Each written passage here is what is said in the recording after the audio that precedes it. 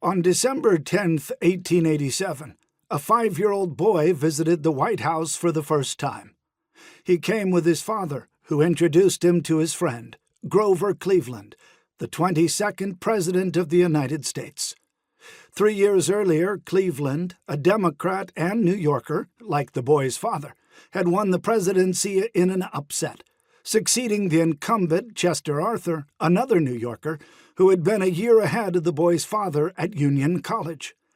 After showing the father and son the White House, Cleveland stopped, put his hand on the boy's head, and said, "My little man, I am making a strange wish for you.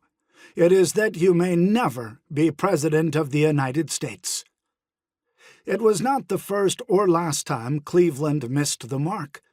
At the end of his first term, he bet the public would support his plan to reduce tariffs as an economic fix for an ailing economy, but he lost the bet and the White House in 1888. 4 years later, he won a second, non-consecutive term, and the boy and his father visited him again in the White House. But Cleveland floundered during the Panic of 1893, a devastating depression that hurt every sector of the economy and cost him the presidency a second time. A few years later, the boy and his father returned to the White House a third time, this time to visit their cousin, also a New Yorker, who was president. Cleveland did not live long enough to see what became of the boy. That each visit to the White House fueled his ambitions to become a great leader.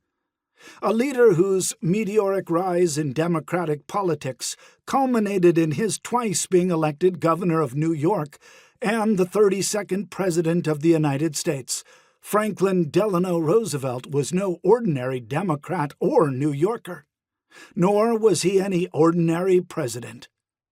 George Washington launched the presidency and the republic. Abraham Lincoln preserved the Union and helped to end slavery. And Franklin D. Roosevelt led the nation through 2 major crises, served longer than any other president, and launched the era of big government, which endures to this day. Unlike Cleveland, Franklin relished nearly every moment of being president. Many Americans know what Franklin D. Roosevelt did, but do not know how he learned to do it. He had many gifts. He was charming, optimistic, theatrical, emotionally intelligent, and quick-witted. He benefited from family connections, deeply held religious convictions, ruthlessness, stoic resolve, and surprising eloquence. He was rarely still. He always seemed to be constantly moving forward, though sometimes he looked to the past for guidance from the successes and failures of the men who had preceded him as president.